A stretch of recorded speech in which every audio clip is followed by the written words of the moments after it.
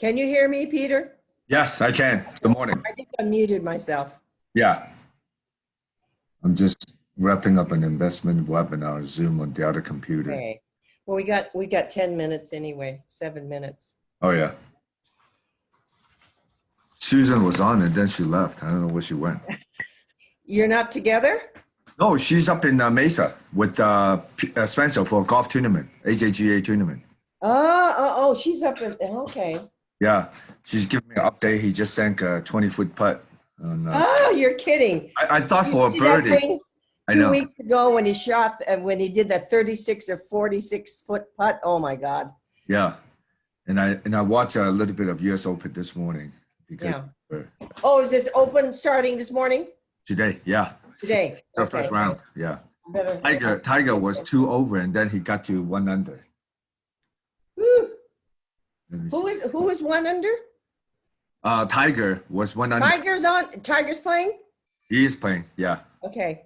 One of the amateur kid in from Georgia, he's leading for a little bit before Rory took over. So he's now Rory, I think was 4 under. That was an Well, out. they just started. It changes so quickly. It can Yeah. change so quickly. Okay, I'll be back. I'm just gonna Okay. just wanted to make sure I was on.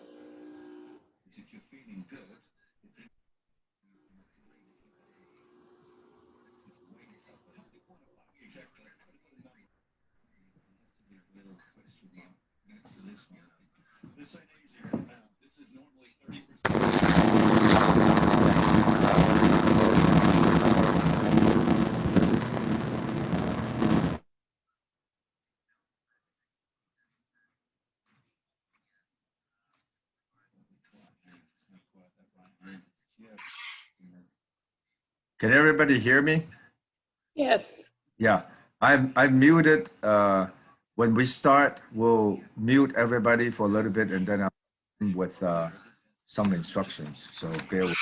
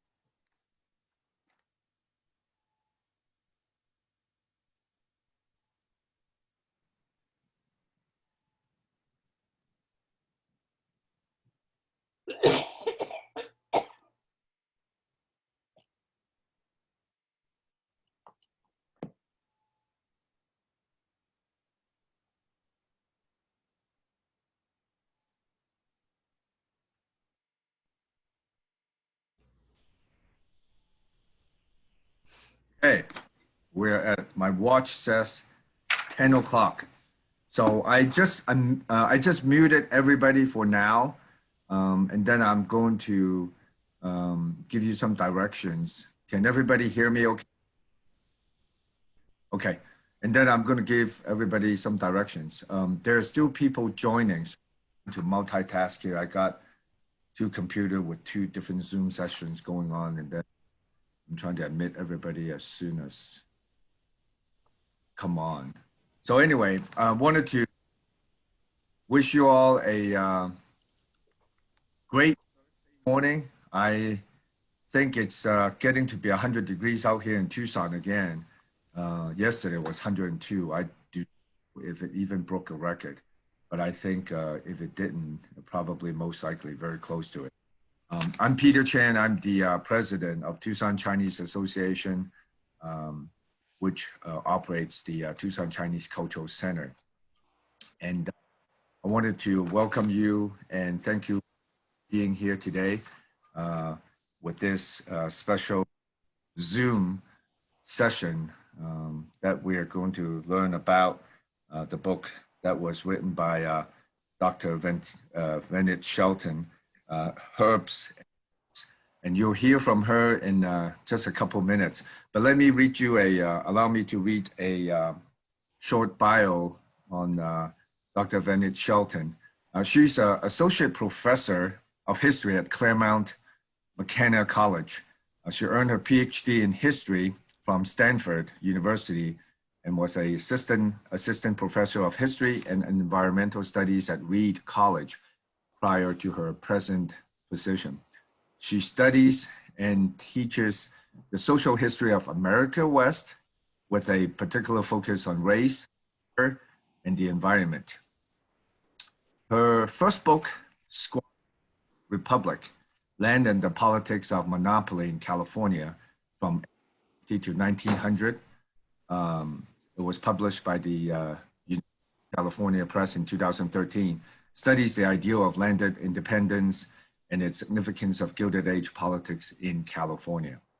Her second book, Herbs and Roots, A History of Chinese Doctors in the American Medical Marketplace, published in 2019 by Yale University Press, chronicles the long history of Chinese medicine in the United States from the colonial period to the present. It's also edited a series of U.S. history textbooks, Gale, Cengage Learning. Her opinion pieces on the history of medicine and teaching historical empathy have appeared in the Washington, Los Angeles Times, and the Chronicle of Higher Education. In addition to her writing, she has on historical movie sets in the American West and appear on the Travel Channel's Expedition Unknown. Speaking about the Lewis and Clark expedition and the construction of the United States' first transcontinental railroad. Speaking of railroad, there is a display at the Tucson Chinese Cultural Center that is funded by one of our board member and her spouse. So when you have a chance, when the center reopens, please stop by and see part of the West Coast Railroad history, as we are, part of it from all the way from Rio Rico, Nogales up here through to the I-10 corridor. So without further ado, I'm going to let Dr. Vinnie Shelton talk about her, book and learn a little bit more about her work. So hold on a second.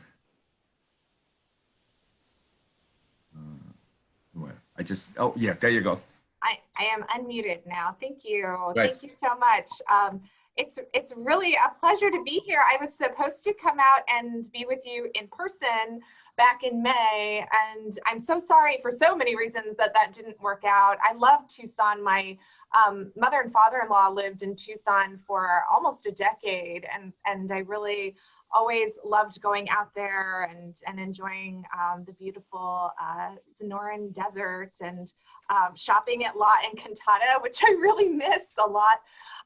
But I'm delighted to be here today. I'm sharing this book with you, which features the family of someone you may know, and the person who connected me to all of you, Anna Dawn. So she's with us here today and is going to share some of her family's history as well.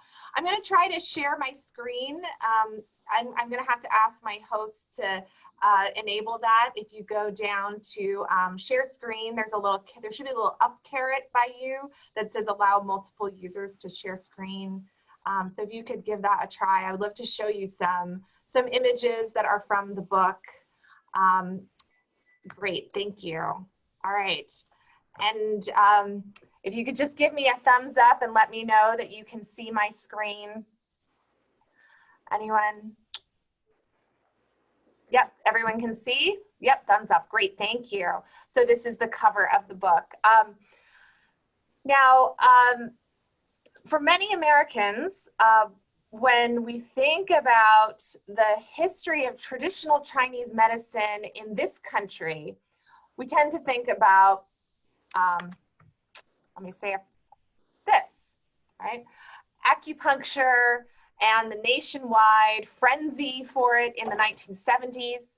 But of course, acupuncture was just one of many traditional Chinese therapies, and its discovery, or I would argue its rediscovery in the 1970s, is actually the end point of my book, not its beginning.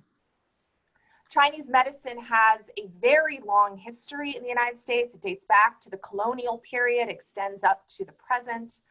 Long before mass migration from China to the United States, Chinese materia medica crossed the oceans. It actually crossed the oceans in both directions. And then in the 1850s, as the first waves of Chinese immigrants began to come to the United States, doctors were among them. Now, there were a wide range of healing practices in China, but up until the 1970s, for a variety of reasons that I can explain, immigrant doctors tended to come from a kind of middling class of merchant physicians who specialized, and they specialized in a couple of things. They learned diagnosis by pulse or pulsology, and they learned herbalism in family businesses. Back home in China, in their family businesses, they would have specialized in making one proprietary remedy, but when they came to the United States, they had to learn to be generalists. They became general practitioners. So herbalists in the United States diagnosed and treated all manner of ailments. Very often they did things that had no bearing on herbalism. They set bones, for example. Sometimes they delivered babies. Sometimes they provided abortions. Chinese doctors in America served both Chinese and non-Chinese patients. And over time, so this is actually an advertisement, someone who's practicing in Los Angeles in 1880, and you don't see it, but on the back side, he lists all his services first in English and then in Spanish.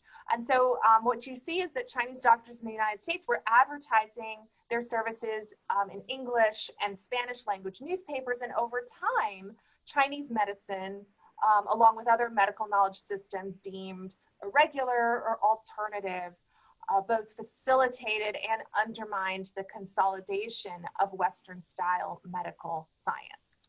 So this is really what my book is about. It chronicles about 200 years of the history of Chinese medicine in the United States, its history of transplantation and transformations, but it's also a history of American medicine, its professionalization, its regulation, and it is more generally a history of Chinese immigrant life.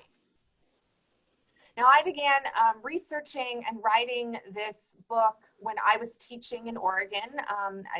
As my host mentioned, my first job out of grad school up in Portland, Oregon. And just about anyone in Oregon eventually becomes familiar with this fellow, Dr. Ing He, who practiced medicine from 1888 to 1948, so very long career, at this pretty remarkable apothecary called Kamwachung, way out in eastern Oregon in a town called John Day, very rural, very impoverished, actually, part of that state. When Inghe was too elderly to continue practicing, continue to running the business, when he was too kind of elderly and infirm to run his business, his nephew, who was also an herbalist, came out to John Day, moved his uncle to a nursing home in Portland, and then locked the door. He just kind of closed the door and locked it on this building and left everything sitting there in place, just gathering dust for nearly 30 years. So this is a picture of Inghe when he was older, outside of his business. And then in the 1970s, the state took control of the property, and when they opened it up, they discovered this treasure trove of historical artifacts. It's a little like Tutankhamun's tomb, you know, tins and jars and boxes, company records, personal papers, personal effects, and so forth. So today, Kamwachung is a state heritage site. It's an archive, it's a museum. You can go and visit if ever you want to drive about 5 hours into the wilderness from Portland. And Inghe himself has been the subject of an award-winning documentary that aired on Oregon Public Broadcasting. So now I became aware of Inghe while living in Oregon, and you know, as any good social historian would, I began to wonder about others like him. So I began to ask these questions, you know, how many Chinese doctors were practicing in the United States? You know, where were they? What did they do? More broadly, I wanted to understand their lived experiences and what they could tell us about their time and place. So, you know, I didn't really have an expectation that I would find very much. I thought maybe I would find enough to write a nice 20 to 25 page article, but it turns out that Chinese doctors were everywhere. Everywhere there were Chinese people, there were Chinese doctors. They were in every state of the Union, as well as Canada and Mexico.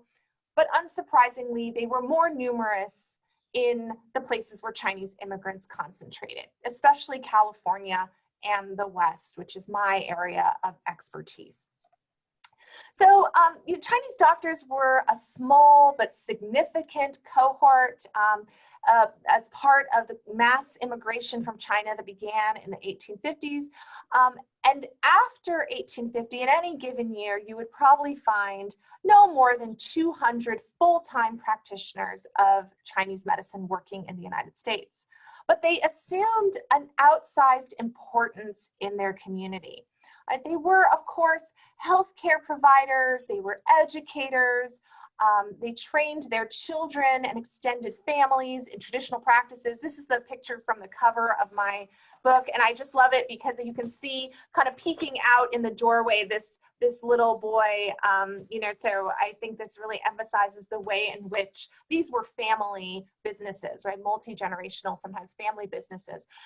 And they provided essential services, especially at a time when mainstream medical care was not an option for Chinese immigrants, when they were excluded or otherwise, let's say, discriminated against in kind of mainstream medical facilities. But, and I think this is important, not all of the work they did was strictly medical. Chinese apothecaries were recreational and religious centers. They often served as post offices. A Chinese herbalist might be his community's banker, translator, labor broker, grocer. Chinese herbalists sponsored new arrivals. They extended charity often whenever possible. And after Chinese exclusion barred the entry of working class Chinese, some Chinese doctors did participate in the forgery and smuggling networks that allowed their countrymen to circumvent immigration restrictions. Now, my sources for this project were fairly eclectic. You know, archival research is really the bread and butter of professional historians, but there are very, very few archives or museums that actually collect the records of Chinese herbalists practicing in the United States. So I pretty quickly exhausted those possibilities and had to turn to things like archaeological records, newspaper and travel accounts, court cases. Chinese doctors end up going to court quite a bit. They get arrested and have to go to court. But a lot of what I had to work with were print advertisements in Chinese, in English, and to a lesser extent in Spanish. So this is the earliest example I have found of a Chinese doctor advertising his services in the United States. And if you look down at the bottom, I've highlighted the date, right? So this is April of 1799. In April of 1799, an advertisement ran in a Harrisburg, Pennsylvania newspaper. A man identifying himself as Chinese doctor, Dr. John Howard, announced that he was seeing patients at his home on 2nd Street. Howard claimed that he had come from Canton, so present-day Guangzhou, and he promised to treat a range of ailments with herbs and roots that he had imported from China. His advertisements ran in the Harrisburg newspaper through the spring and early summer of 1799, and then he moved to nearby Carlisle and continued advertising there through the fall of 1800. I believe that John Howard was the first practitioner of Chinese medicine in the United States, at least the first to advertise his services in English. But who was he? Was he in fact Chinese? We do know that Chinese men and women did travel abroad and often at great distances prior to 1800. They went to Europe, they went to India, they went to other parts of Asia, as well as to Mexico and Hawaii. But relatively few Chinese migrants went to the United States or the British colonies that would become the United States. In fact, their presence there went unrecorded until the 1810s, when a few religious students and domestic servants began to appear in the written record. So John Howard, if he was in fact Chinese, would have preceded those men's arrival by more than a decade. John Howard very well could have been an American pseudonym that he adopted because it was more easily pronounced and remembered by his English-speaking clientele. And that was something that later generations of Chinese herbalists did do quite frequently, adopted a pseudonym. Right? But the honest truth is I know very little about him. I could find very little about him. He may not have been Chinese at all. He might have been just someone who spent significant time in China, either as a foreign merchant or as a missionary.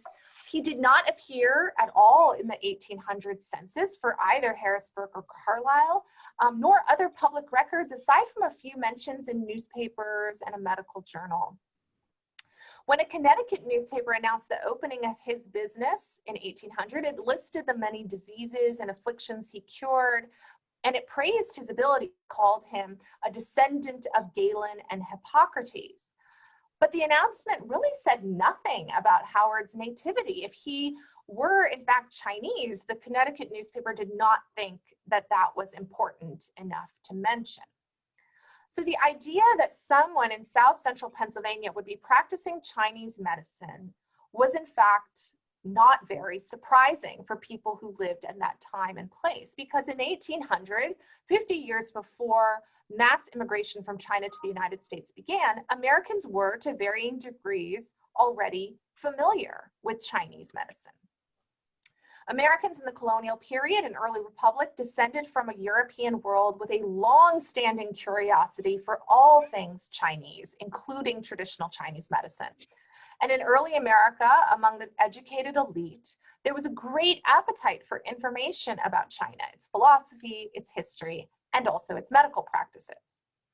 In the 19th century, in the second half of the 19th century, Chinese herbalists were still advertising in English, and they were borrowing advertising strategies from makers of patent or proprietary remedies. These included things like very conventional display advertisements in newspapers, longer form advertising booklets, as well as, and these are my favorites, these are trade cards from Kam Wah Chung. So Chinese doctors in this era particularly targeted non-Chinese women, both English and Spanish speaking, in their advertisements, as we can see in this example. Throughout the 19th century, American women were the major consumers and practitioners of what we think of now as irregular medicine. And the American popular press often portrayed women as overly susceptible to what they called Oriental quackery. But the press really failed to recognize the ways in which Western-style medical science failed to meet the needs of female patients. Chinese medicine, I argue, likely appealed to women on a number of levels. Maybe the distance and discretion offered by Chinatown offices was important to some, but perhaps more importantly, the prevalence of herbal remedies and non-invasive procedures in Chinese medicine might have been attractive to women otherwise facing the prospect of really painful and dangerous gynecological surgeries. So these business cards from the 1910s advertising Kamwachang aimed to sell not only, as it says here, right, medical herbs, groceries, Chinese goods, and general merchandise, but also a vision of modern, affluent femininity.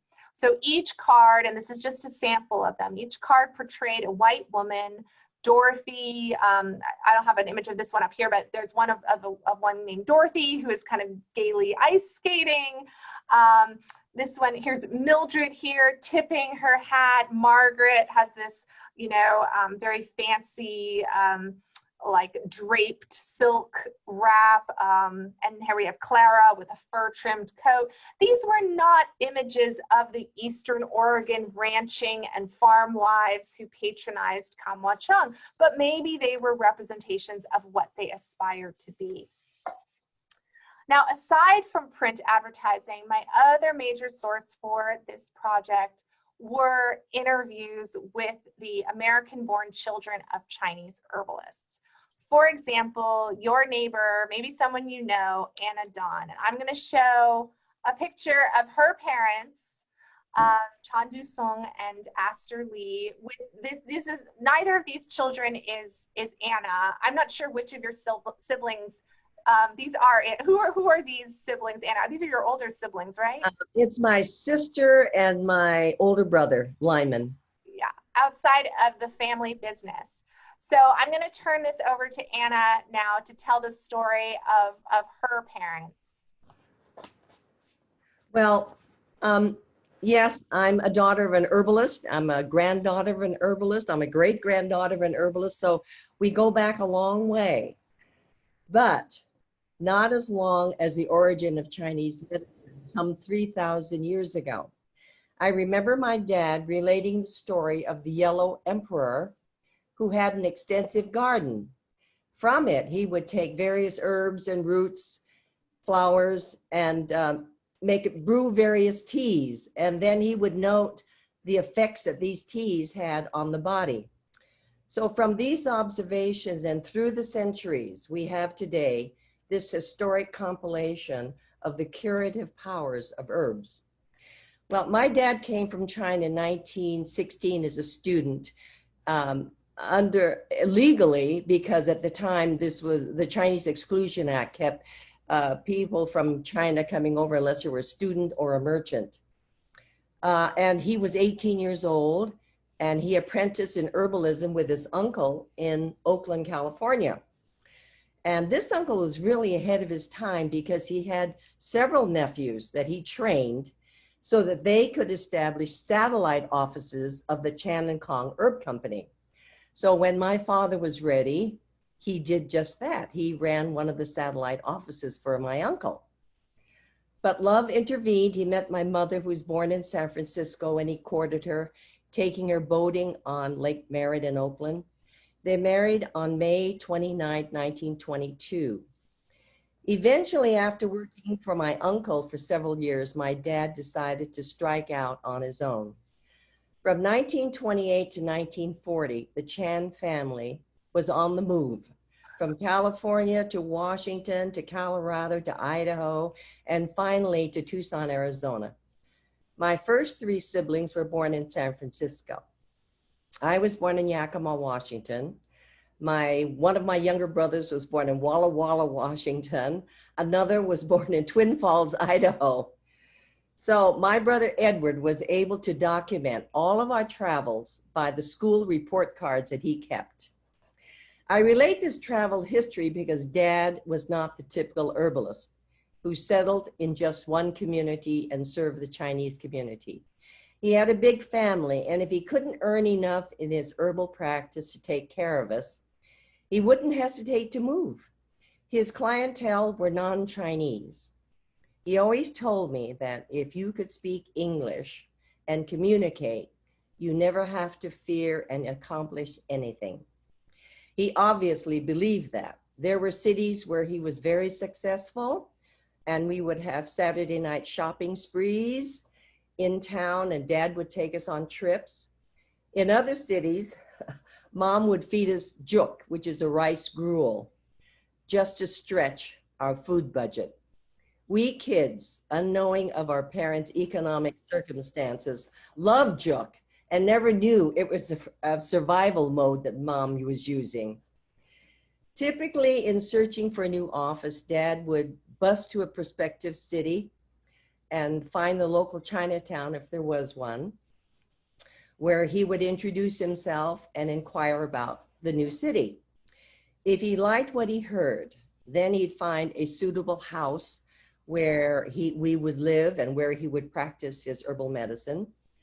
And then he'd go to the local newspaper and submit these ads, such as you saw that in the previous presentation with Tamara. Then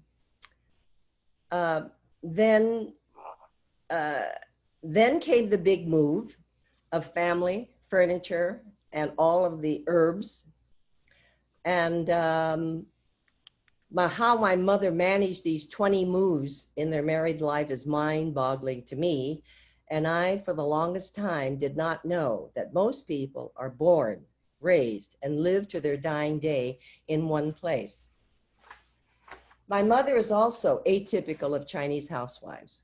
She had a third-grade education, but learned to read and write English and Chinese from my father. She was my dad's right-hand man. After Dad had diagnosed the patient's medical problem and prescribed the herbs to be used, Mom would gather the various herbs from various drawers of herbs and boil them into a tea. One dose for the patient to drink while she was there, and the rest packaged into bottles for a week's supply. Was he successful in curing his patients via herbal medicine? I can only point to the many testimonials which his patients wrote telling of their cure. These were printed in local newspapers as part of our advertising. Advertising testimonials that Dr. Shelton referred to earlier.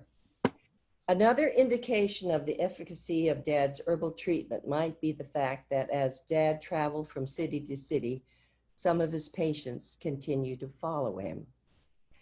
So that is my presentation. Back to you, Tamara. That's great. And I mean, Anna, I think this wasn't said, but Anna actually became the kind of family archivist. And when I visited Tucson back in, I think, 2013, and met Anna for the first time, she had these Tupperware bins, huge Tupperware bins full of the family records, the business records, the prescription pads, the plates that were used for the advertising, to print the advertisements. And Anna has since very generously deposited all of that in the Claremont University library. So they're open to researchers. If any, in the future, they'll be available to anyone who wants to write more about Chinese herbalists or Anna's family. I also wanted to say that one of the things I learned from Anna, and this was kind of an important point for me ultimately, was, well, I should back up and say, before I met Anna and I'd be going and kind of talking about this project and giving papers and presentations, I always got this question like, well, were there any women? Where are the women? Were any of the herbalists women? And I would always say something like, well, Chinese culture, mostly they're men, and I haven't really found any women. But then when I heard Anna's story, I started to realize there are women, there are all of these wives and sometimes daughters. They're just not working in the front room. They're all working in the back room, you know, compounding prescriptions, and they're not the names that are on the advertisement. They're not the people who are necessarily interfacing with the patients, but they are this integral part of the business. So talking to Anna really kind of opened my eyes to the whole world of the back room. And now, you know, I kind of went forward and found so many more women who were working essentially as pharmacists, you know, and sometimes getting more involved in that and actually working as practitioners and doctors. And so that was for me a really important turning point. So thanks, Anna. And I just wanted to kind of go forward a little bit and tell you more about the book. Not too much more because I do want to leave time for questions. But as I began to kind of flesh out this picture, you know, through these various sources and through interviews with people like Anna, I became really interested in the ways that their histories intersected with the history of American medicine more broadly. So while this is a book that begins way back in the 18th century and it ends in the late 20th century, I'm really mostly interested in the late 19th and early 20th century. This is an era that historians usually call the long progressive era. It was a really critical time for the history of Chinese and the history of medicine in the United States. So I think it's been mentioned a couple times now. Anna mentioned it too, right? In 1882, Congress passed its first Chinese Exclusion Act, which prohibited working class Chinese from entering the country. And it caused a decline in Chinese population over time. A shrinking stock of those co-ethnic clientele may have compelled Chinese herbalists to cast a wider net. So you start to see an increase in English and Spanish language advertisements after 1882. Around the same time, a new science of disease transmission based on the germ theory was becoming popular with formerly trained European and American physicians. Beginning in the 1890s, the American Medical Association, the AMA, still very much with us today, began to partner with state and local governments to standardize medical education and licensing around the principles of the germ theory of disease. So the AMA was really attempting through that to monopolize the American medical marketplace and drive unlicensed doctors, including the Chinese, out of business. They began to promote these new licensing exams that concentrated on their approved version of medical science and pharmacology. And they championed new laws that imposed fines and jail sentences on doctors practicing without a license. You might recall earlier I mentioned I have a lot of court cases and arrest records. It's because Chinese doctors kept getting arrested for violating these new licensing laws. And so this was the moment that Chinese doctors became increasingly active in the American medical marketplace. You might be thinking to yourself, this is not a good time to get involved in American healthcare business. And indeed, anti-Chinese racism prevented nearly all Chinese herbalists from sitting for licensing exams or otherwise securing the legal right to practice. So, you know, they practiced without a license and they faced all the consequences of that. Now, it can be really difficult to square the popularity of Chinese herbal medicine, its widespread consumption amongst American patients with prevalent anti-Chinese racism. Throughout the 19th century, Americans embraced Orientalist perceptions of Asians as backwards, as barbarous, and effeminate. As also, and this is what these images show, as disease-carrying, as filthy. And all of these stereotypes, all these prejudices justified exclusionatory and discriminatory practices targeting Asian nations and immigrants.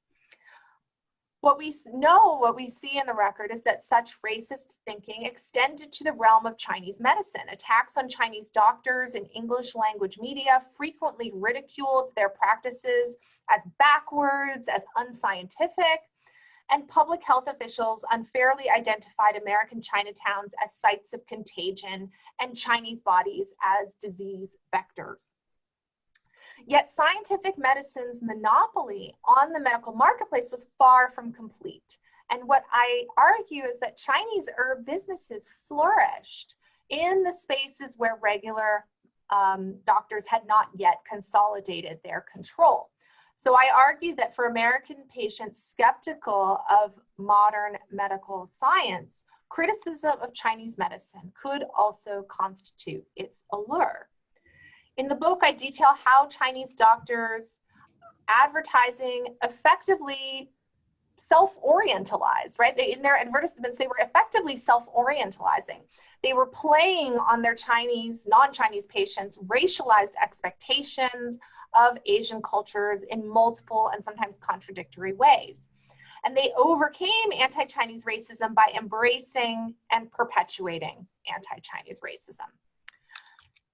Now, my book ends with a history that is still very much unfolding.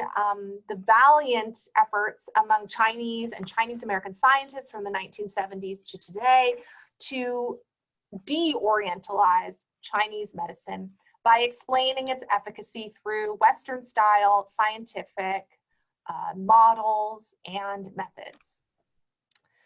Biomedical scientists have been predictably slow to embrace Chinese therapies, which remain I would say, inconsistently accessible to the average patient. But the deliberate speed of Western-style science is not solely to blame. After generations of successful self-orientalizing, practitioners of traditional Chinese medicine really have few incentives to de-orientalize. In the American medical marketplace, Chinese medicine has thrived as an alternative and not a complement to regular medicine. So that's all I have for you for today. I'm happy to answer any questions you might have for the next 20 minutes or so, and I bet Anna would be happy to answer any questions you might have of her. Right, Anna? Yeah? Okay. Right. Okay, great. Thank you. So I have all the audience text me the questions so that we can minimize all the background noise. And if you want, I can stop sharing my screen. We can go back to a normal view there. All right, so I have a few questions already. So first of all, I want to thank Dr. Shelton and Anna Dawn for being here today and spending some time with us. And I think this is such a great eye-opening experience for many of us, including myself, to learn a lot more about Chinese medicine in the way that most of us have not thought about the United States from 100+ years ago to the current 21st century. The first question I have is to Dr. Shelton, and would you be talking a little bit more about the actual herbs itself, right? And then another question from another participant is, what is the source of these Chinese herbs used? Were they able to grow these herbs in the US, or were they able to discover some of the herbs native to the US for different type of remedies? Great question. So when I started this project, I started research for this project back in 2011, and I was living in Oregon, and I was working with practitioners at the Oregon College of Oriental Medicine, and they told me two things when I started. They said all of the herbs, all the botanical, zoological, mineral ingredients for these remedies were sourced in China because of the specificity with which everything needed to be procured, harvested, cultivated, whatever, right? So if you're familiar with traditional Chinese medicine, you know that it's various component parts. It's not just about like a specific species of plant or animal or whatever.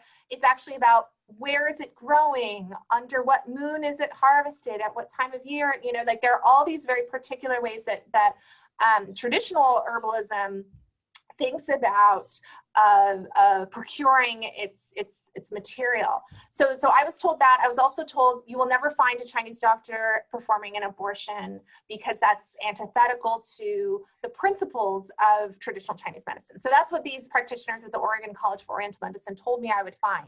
That turns out to be not true. So Chinese doctors did procure most of what they sold in China for just those reasons I said, and they would be harvested or otherwise procured and then dried or otherwise prepared for long distance shipping, sold to wholesalers, and then sent to San Francisco. And from San Francisco, they were distributed really widely. So that was most of what they had. But the fact of the matter was, the supply lines were not always sufficient to stock these businesses. So a lot of herbalists started experimenting with substitutes. Very often they experimented with what was locally available. So you see some swaps like instead of like a particular species of Chinese snake, they'd use a rattlesnake. Instead of tiger bones, they might use bobcat bones.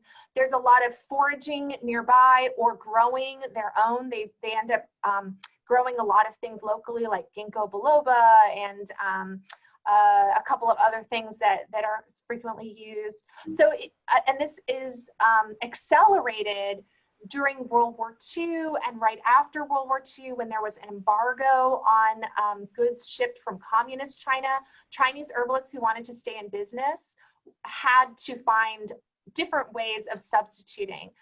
There were ways of circumventing it. I talked to one, a son of a Chinese herbalist who lives in Los Angeles now, and he was a college student in Los Angeles in the 50s when there was an embargo on Chinese goods.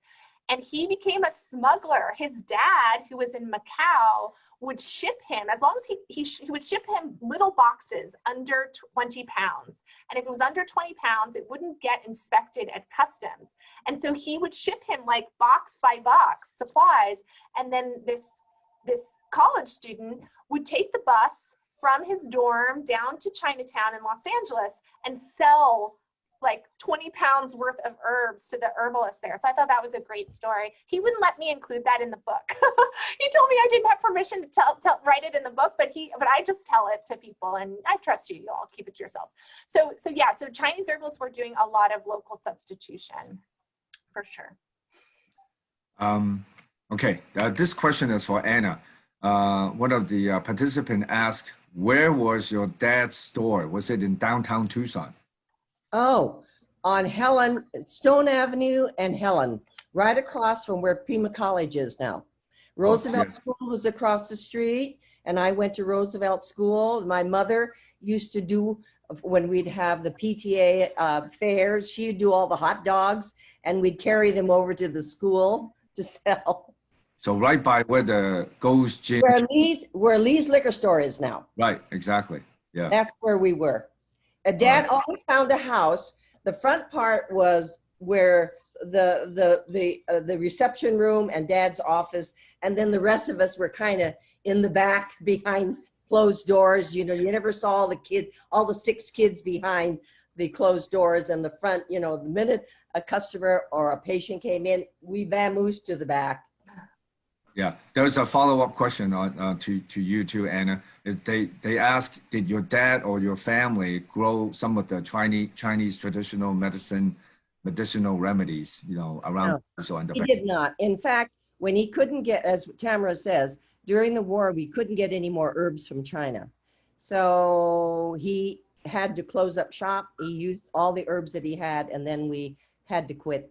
So that was the end of his herbal business, like in 1940, 41 or 42. There weren't any herbs coming from China except by contraband.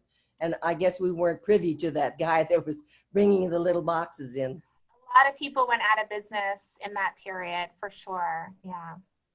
Yeah.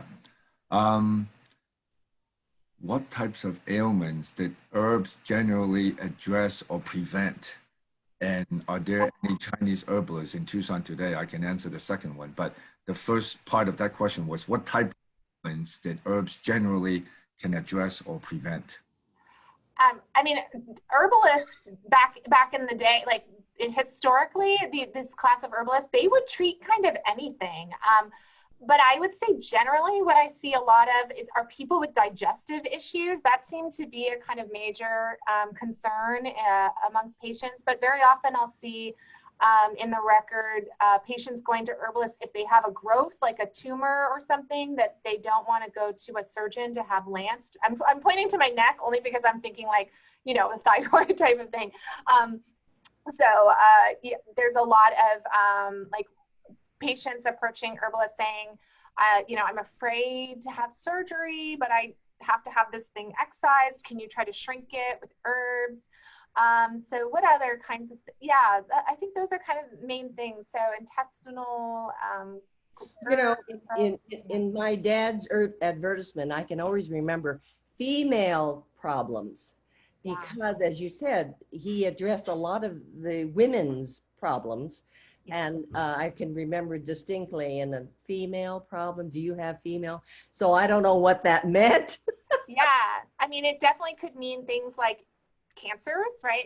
Gynecological cancers, regulating menses, so women who have irregular periods. Sometimes I'll see, this is a euphemistic way of saying this, but interrupting menses, which is actually for terminating pregnancies. So yeah, Chinese doctors definitely did a little bit of everything. And I don't know what the other question had to do with Tucson. Yeah. Yeah. So is there a herbalist? There is a herbal store in Tucson, Young Herbs, which is on Broadway.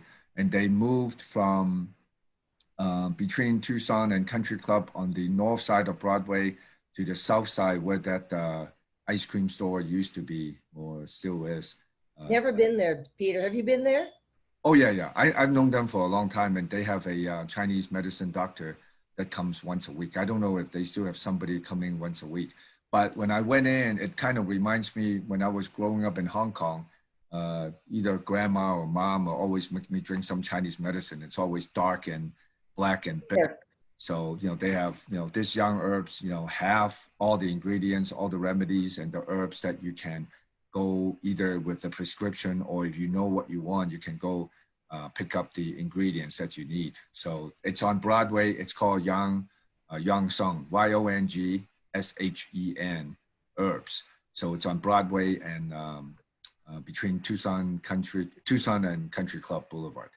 One of the herbs that was grown in the United States, Tamara, is ginseng. Will you agree with me? Ginseng is one of the main herbs that is grown locally in the United States instead of importing it from China. Mm-hmm. Yeah, another thing I wanted to add, Dr. Shelton mentioned Ginkgo Biloba. For the longest time, I don't know what Ginkgo Biloba is. I only know growing up in Hong Kong and, you know, in the Far East, it's called bak go, which is white fruit. So Ginkgo Biloba is, of course, the clinical name, right? So I know for a fact that there are ginkgo trees here in the United States because I think this is back east, either in Brooklyn or, you know, one of the five boroughs or whatever. There are Asian people, I think they're probably Chinese. They were picking up the Ginkgo Biloba on the street because they have ripe and fallen on the street. And some of the non-Asian people are, why are these Chinese people picking up these white nut type of a fruit?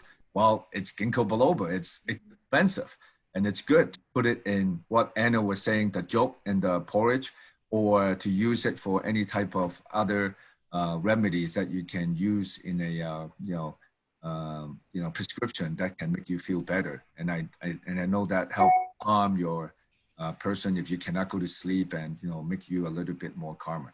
So I have a whole barrage of questions. So let me kind of read through that. Somebody just said they have a huge Ginkgo Biloba tree in Baltimore. So it's pretty. The other tree that's really common here is Ailanthus, which I think is commonly called stinking nightshade, I think. And I can actually see one. I'm in my office, and I can actually see one from my office window. They're invasive species in the West, and they were propagated by the Chinese for the purposes of medicine. Chinese railroad workers were kind of propagating them, and then they spread. So yeah. Same thing. Question from Dr. Zhang Hu on UFA campus. He was asking in the early days when the Chinese practice religion, do they have any connections with practice of religion and medicine, Or if they do they worship and practice, together, or it's totally separate? So, yeah, I mean, traditional Chinese medicine includes what you might think is like talismanic or like temple doctors, a lot of fortune telling, and that does come to the United States. There are a lot of doctors who have that as kind of a secondary, like side business where they'll prepare certain objects that are considered to be useful in healing. I mean, traditional Chinese medicine, I think it's not as, I guess, dichotomous, right? And sort of separating, this is science, this is the realm of science, and this is the realm of spirituality. Traditional Chinese medicine doesn't really perceive of those as being separate categories. So the origin of your illness might equally be germs, right? Like these sort of microorganisms carrying disease, or it might be demonic possession. And so not very many of the people I write about had that as their sort of main business, but there are plenty in the US, there are plenty of temple doctors, there are plenty of sort of religious practitioners who are doing healing too. Okay. There was a question. Did the Chinese bring fruit to the US? Was it medicinal? Did they bring what? Jujube. Yeah. Was it medicinal? Are you talking about Hongzhou? I don't know what jujube in Chinese is. I know what Hongzhou. It's Hongzhou. Hongzhou is red date, right? Yeah, Hongzhou. Okay. I don't know. Anna, do you know? I don't know if it's a Chinese tree or not, but I know that we used a lot of Hongzhou jujube. Yeah, we eat it. Yeah, I don't know. You can dry it. You can eat it off the tree. But I think what needs to, this is a whole new realm to speak of, but Chinese herbal practice is really basically living a balanced life. Things that you eat influence what you are. Like, how would you say that? Too much fire. Don't eat right. food. There's it's a balance that we live in. Too much fire and too much cold or whatever it is.